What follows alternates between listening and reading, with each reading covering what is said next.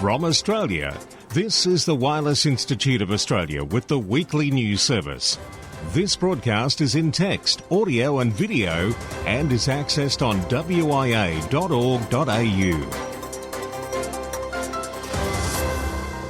And it's Graham VK4 Baker with the national news for week commencing June 19, 2022. 2 Brits arrested in Albania as police accuse them of spying after seizing radio gear.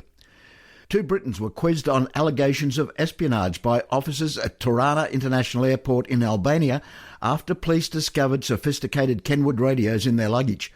They told the officials they were IT engineers who were carrying the amateur gear to indulge in their hobby whilst on holiday in Albania. One suspect was registered as using a ham radio in the Tirana region on online profiles, which also say he specialises in electronic warfare. A source said it's highly unusual to be carrying this sort of equipment and even more strange for someone to be stopped and accused of being a covert agent.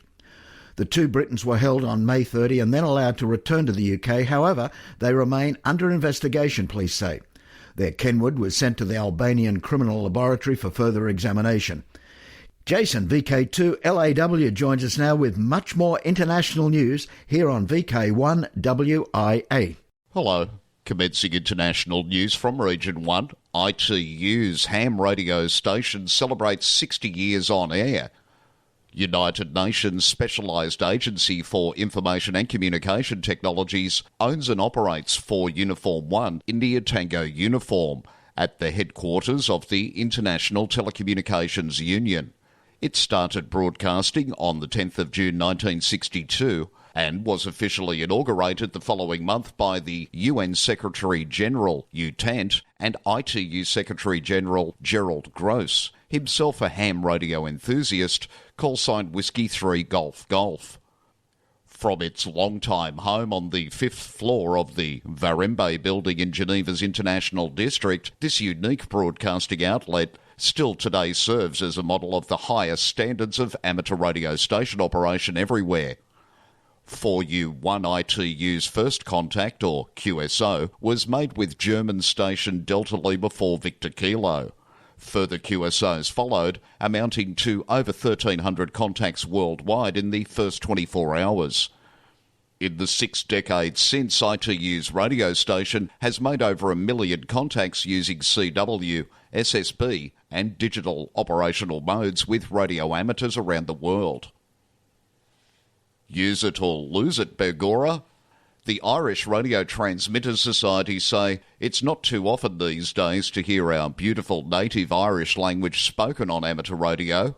As the newly appointed Irish language officer on the IRTS committee, Tony, Echo India 5 Echo Mike, would like to launch a pilot project, initially in the Dublin area, to promote the Irish language. The plan is to start a net on the Kipua 2-metre repeater, catering for all levels of fluency. If this proves a success, it's planned to expand it onto HF so the world can listen. As they say in rugby parlance, use it or lose it. In news from Region 2, the Federal Communications Commission is proposing to fine an amateur radio operator for alleged interference with firefighting efforts in Idaho last year. It said Jason Frawley, Whiskey Alpha 7 Charlie Quebec, apparently interfered with radio communications that were guiding fire suppression aircraft working the Johnson Fire near Elk River. Frawley later told the FCC he was only trying to help. The $34,000 fine would be the largest of its kind, the Commission said in issuing its notice of apparent liability.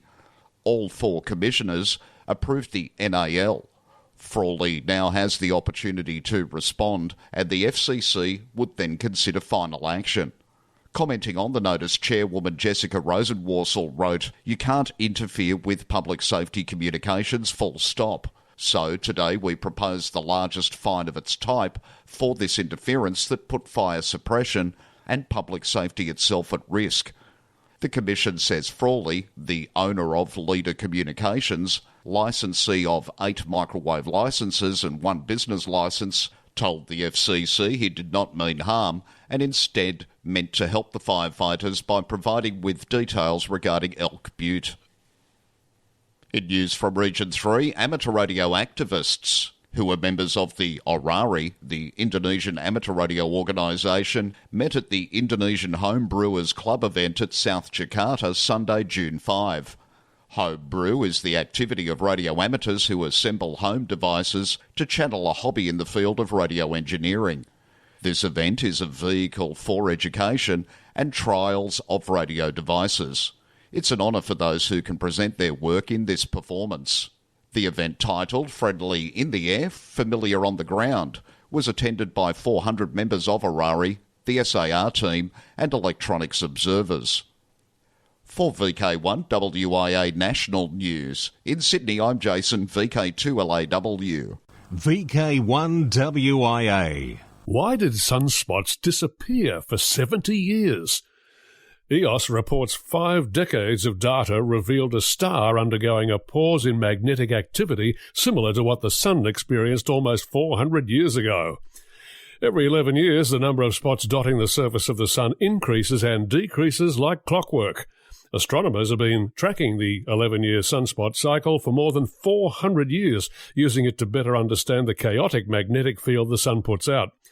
The current solar cycle, number 25, started in 2019. The timing of the solar cycle is remarkably consistent. Sunspot numbers rise and fall, except for that time before they disappeared and weren't seen again for 70 years. That period of time, from 1645 to 1715, is known as the Maunder Minimum, named after 19th century British astronomers Edward and Annie Maunder. Astronomers still don't understand why the Sun ceased making sunspots for 70 years, but a new analysis of more than 5 decades of measurements of nearby stars has identified one that might be undergoing its own Maunder-like minimum. The star, HD 166620, could help scientists understand this mysteriously quiescent period of the Sun's history and unlock clues about how the solar dynamo functions. We can't build a time machine and go back to the Maunder minimum and study the Sun as it was, said Jason Wright, an astronomer at Pennsylvania State University and co-author on the new analysis. But we can find an analogue and study its Maunder minimum.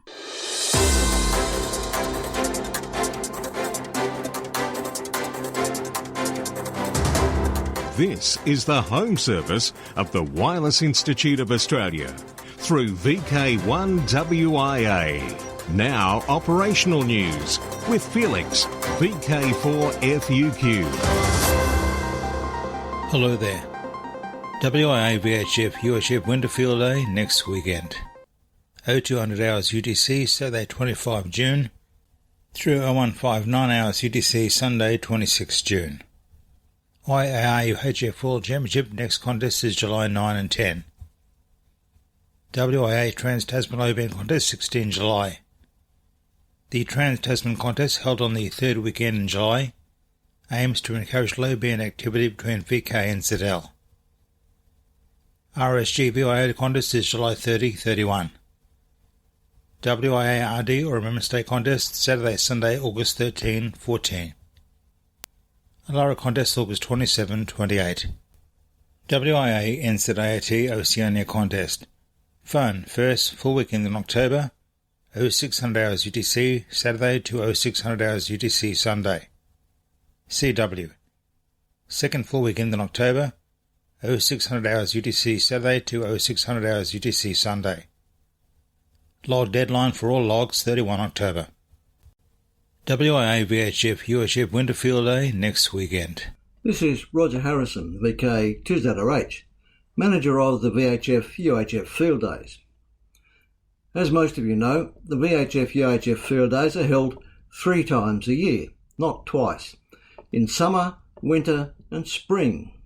Here we are, it's the 19th of June. The winter solstice arrives on Tuesday next, and the winter VHF UHF Field Day is on next weekend. The Field Day page on the WIA website has been updated, but the rules are the same as those for previous events. However, I do have some news for all you Field Day tragics. Following the passing of Mike VK3AVV in January, there has been somewhat of a hiatus regarding future support for his brilliant VKCL logging software, as well as the log checking software he developed and used to generate the results of each VHF-UHF field day event. In the meantime, Doug, VK4ADC, on his own initiative, embarked recently on developing a new contest logger, which he has titled Yet Another Contest Logger, YACL. Doug has launched it for contesters to try out for the winter event next weekend. You can download it from the internet address in the text version of this broadcast. While YACL has been developed to have the familiar look and feel of VKCL, Doug says the new logger employs a few different design principles that should make it even more flexible. The on-screen format is based on VKCL, but it's vastly different inside, Doug says, having been written from scratch in a different programming language. It has an inbuilt interface to WSJ-TX for direct logging of digital QSOs, and includes OmniRig support for 2 radios. Partial microwave transverter support is also incorporated, says Doug. While YACL development is continuing, it can be used for the winter VHF-UHF field day, as those rules have already been transformed into a configuration file, with more Australian contests to be supported in the future. YACL follows the well-known N1MM Plus logger principle, where contests are defined in an external file to match the published rules. With rule changes, it only needs a new text file rather than a rewrite of the software. Doug is also working on log checking software that is important to providing fully checked and ranked results. If you plan to give YACL a go, remember to jump online and recheck immediately before the winter field day next weekend to ensure that you have the absolutely latest version with fewer bugs. Wait, let's just call them anomalies. Or you can stick with VKCL for the time being. Either way, submit your logs to the WIA website log uploader as usual. The link is on the VHF-UHF Field Days webpage. Best wishes for the contest to one and all. This has been Roger Harrison, VK2ZRH, for VK1WIA News. DX window. Jan Mayen, JX. Helge, LB4MI is QRV as JX/LB4MI until early October. Activities in his spare time on 20 and 17 metres using SSB. QSL to home call LB4MI. Indonesia. 7B2C, 7B2E, 7B2T, 7B2H and 7B2O are QRV until the end of October to celebrate the Japanese Hindu Shinto temple that was built in 1475. Activities on 80, 40, 20, 15 and 10 metres using SSB and FT8. QSL fire operator's instructions. Gentlemen, start your engines. France, PC2F will be active as PF01 Max until the 20th of November over the 22 Grand Prix weekends of this year's FIA Formula 1 World Championship. For PF01 Max, your QSL via PC2F, either direct, via the Bureau, Logbook of the World or ReQSL. BBC Centenary Special Event GB100 BBC. Members of the BBC's Radio Club, the London BBC Radio Group, have been granted an exceptional all-year special event call sign to help celebrate the BBC's centenary year. Ofcom will permit GB100 BBC to operate throughout the year from the headquarters station in Broadcasting House, London. However, GB100 BBC has also been operating from Northern Ireland. BBC News reported on the station in Northern Ireland commemorating the centenary of the BBC, where 2 BBC News readers, Radio Ulster's Keith Burnside, GI4IYO and Radio 4's Jim Lee, G4AEH, got on the handwave band from Broadcasting House in Belfast from the BBC's main transmission at Divis Mountain near Belfast. In Ingham, I'm Felix, VK4FUQ, and I'll leave you this week with Shire's contest news and contest manager Diane, VK4DI. Last weekend saw the bands light up for the VK Shires contest, with a return to pre-COVID rules, as well as the inclusions of a 4-hour rework block, rover category and 160 metres. Bill and I decided to run a multi-two station from our shack as an excuse to check the upgrades and alterations we've made in the past year or so. Activity seemed good from our location, although some operators have said that they didn't have much propagation to anywhere. The sunspot numbers weren't exceptional. There were a number of newbies to contesting, which was fantastic to see. Quite a good number of logs have been received, but there are plenty out there who haven't done so yet. Please submit your log. The amount of QSOs isn't important. It's more about having some fun and seeing if you can get a personal best for your own satisfaction. Thanks to Mark Hillman, VK1WIA, we had an updated Shires Excel spreadsheet for the Shires and also a new DB3 file of Shires for those still using VK Contest Log. Also a very huge thank you to Alan, VK4SN, who has been assisting me with learning to use the VK Log Checker software and the UDC he wrote for the N1MM contest software. All logs must be submitted in Cabrillo format to www.vklogchecker.com. Once uploaded, you will receive an automated reply. If you don't receive an email, first check the logs received on the VK Logger website. Your call sign will be displayed after a successful submission. If it is not shown, then email vkshires@wia.org.au and I will follow up as soon as possible. I'm happy to receive queries regarding log submissions, etc., so please feel free to contact me via the same email address. I will respond as soon as I can. This is Diane, VK4DI, VK Shires Contest Manager. Good morning. This is Kevin, VK4UH from the Redcliffe Radio Club, and I'm the Contest Manager for the Harry Angel 80-metre sprint. As I'm talking this morning, I've got my cap in my hands and I'm here to offer some serious apologies. The contest this year was held on the 7th of May and that was its 23rd year. Now, we anticipated this year that we might have some issues with log submissions. In particular, we held concerns that we might not capture log entries that were being sent directly from within the VKCL contest logging software rather than through our own Redcliffe Club email contest server. In fact, we'd already put in place a contingency to help forward on those logs if that had occurred. What we'd not anticipated, however, were problems within our own server. Now, the server was set up to automatically forward all contest entry logs to both of the contest managers and to a safety net third person. And we applied what we thought was all due diligence and had sent through several dummy logs to the contest address, all of which came through okay. So the contest came and went, and we immediately started to receive the log entries as we expected, and all the logs that we did receive were confirmed by an email from the managers. What we didn't know was that for reasons best known to itself, the server had decided not to forward a small number of received logs to either manager and instead had put them in a spam file. We've since identified several logs that met this fate, and sadly, of course, any follow-up messages or emails that came from the same centres had been treated in the same way. So after the closing date, all the logs were cross-checked and collated independently by the two managers and then compared, and we posted the final results earlier this week on the WIA contest page.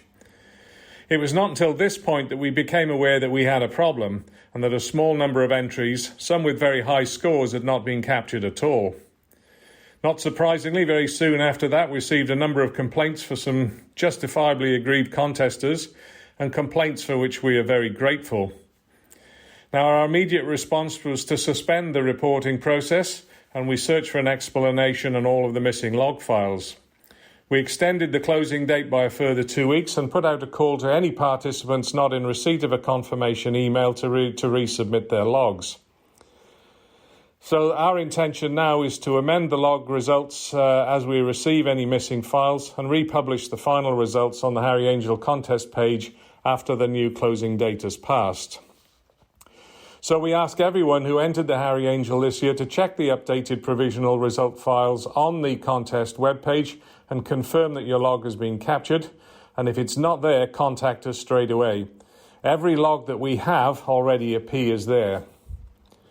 I want to offer our sincere apologies to all the participants whose logs we missed, and I want to apologise as well to everyone whose position in the league table has had to be changed.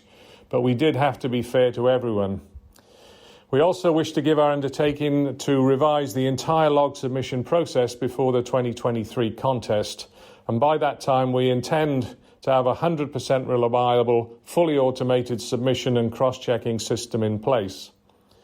The problem we faced was totally beyond our control, entirely unforeseen, and was not recognised until the results were already published. We can only apologise again and thank all those who have been affected for their forbearance. This is Kevin, VK1WIA, Contest Manager for the Harry Angel Sprint. This is the home service of the Wireless Institute of Australia through VK1WIA. Now, special interest group news with Cole, VK3GTV. Hello, first up, worldwide special interest group Amateur TV. Every pixel tells a story. 10 seconds for amateur radio television in the age of TikTok. Polish hams go with the times and explore new ways to get their message across to potential new licensees. The Polish Amateur Radio Union, PZK, writes, "Let's create a short film together. In no more than 10 seconds, finish the sentence in front of the camera. Why is it worth becoming a walkie-talkie user?" PZK will assemble a movie that will help promote the amateur radio passion. There are many reasons why it's worth becoming a ham. PZK are curious what the most important is for you. PZK asks to send in a video file without editing, filters, additional subtitles, ideally in horizontal polarization, but vertical format will also be accepted. They said that they look forward to hearing and seeing the results, a great idea and one which societies worldwide could easily piggyback on. Worldwide special interest groups, Females in Radio, YL meeting in Finland. Turku welcomes Scandinavia's YL radio amateurs, SYLRA, along with their handbag carriers and friends, to hold the Silra meeting in Turku, Finland, from the 18th to the 21st of August. The event is open to all YLs and their companions, and they're invited not only to the workshops, but also to enjoy Turku tourism and culinary delights. After the actual meeting, there'll be a YL gathering at Katampa Castle Island. See more and sign up at the meeting's website at oh.syrla.is. Oh, and Turku is a city on the southwest coast of Finland, straddling the Ora River. Dating from the 13th century, it's known for Turku Castle, a medieval fortress with a history museum perched at the river mouth. Worldwide Special Interest Group news and adventure groups. Higher than a summit, this story kinda falls into real adventure group news. An imaginative leap, literally. It isn't always easy for new operators to take that big leap into HF operations. From our friends at Amateur Radio Newsline, K9AWM Andy Morrison tells us about one ham in Indiana who took that leap. Carlos Felix, KD9OLN, has spent 12 years as a skydiver in Indiana and 3 of those years as a skydiving ham on the air. He started jumping from a plane holding an HT, making 2-meter activations, and progressed later to a small mobile rig with more power. This year, however, Carlos landed, or rather he leaped, into operating parachute mobile on 10 meters, specifically on 28.419 megahertz. He said his first attempt last month didn't work out because of a damaged feed line. Carlos more than made up for it on Friday, June 3rd, by jumping twice from 13,000 feet, calling CQ Parachute Mobile. Among those answering his call was someone taking a big leap of their own while keeping both feet on the ground. A technician class operator making a first-time contact on HF. Carlos said that's the whole point. He chose the 10-meter band to give technicians a taste of HF and encourage them to go forward to the next level. Many of his other HF jumps have used frequencies on 20 meters where technicians have no privileges. He said he couldn't do it without the support of the Toads and Ham Radio Clubhouse Discord groups who helped coordinate and hold the frequency for him. It also helps that Carlos is a skydiving instructor and is qualified to teach tandem and accelerated free fall. Mainly, though, he is just a ham taking a leap of faith so that others will too. For Amateur Radio Newsline, I'm Andy Morrison, K9AWM. Carlos later told AR Newsline he logged a total of 9 QSOs during his June 3rd jump. Thanks for the report, Andy. On to Worldwide Special Interest Group's final frontier, the checks in the mail, or in this case, in space. A new Czech satellite, their 11th in a row, was placed into orbit on the evening of May 25th following the launch by Falcon 9 rocket from Florida. Planetum 1 transmits as OK0PLA in the 2-metre and 70-centimetre bands with CW and GFSK. The control centre is the planetarium in the capital city of Prague.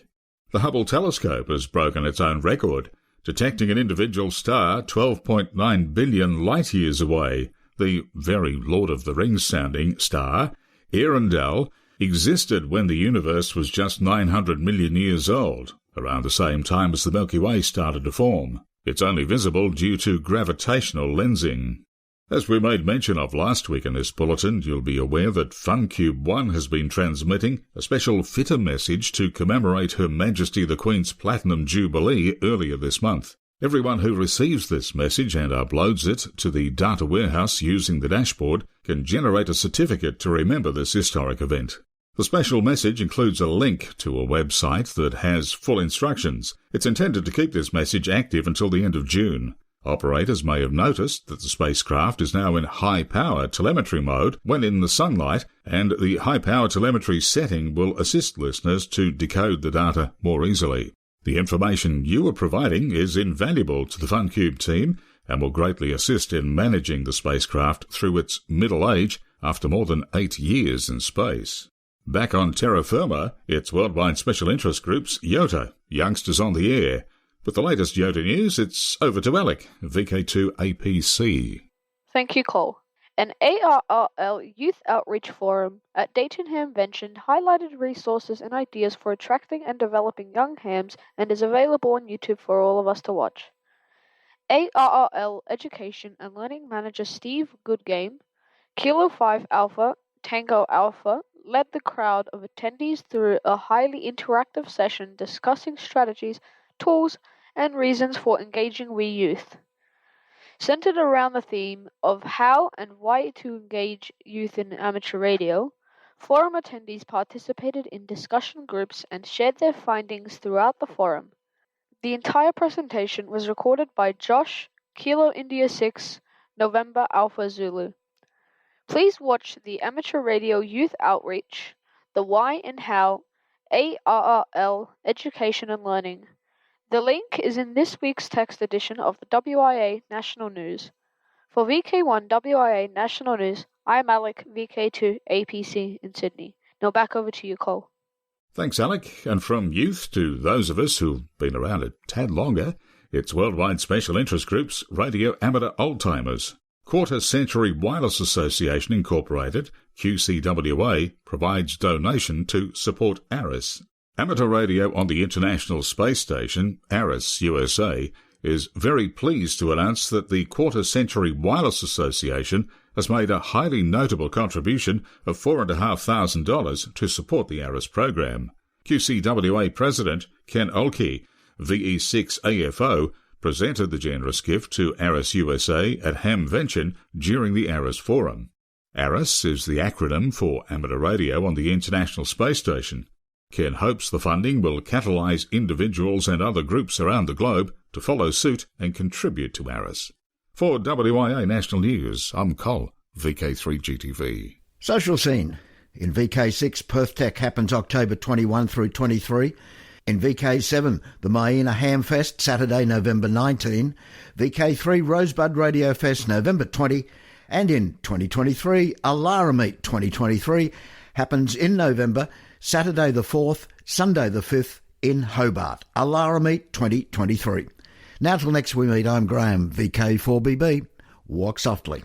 From Australia, this has been the Wireless Institute of Australia with the weekly news service. This broadcast is in text, audio and video and is accessed on wia.org.au. Courtesy of Bevan, VK1WIA's ATV and YouTube channel, this has been WIA National News. We're back now, live and local, and your voice, your callbacks. And don't forget, tick like.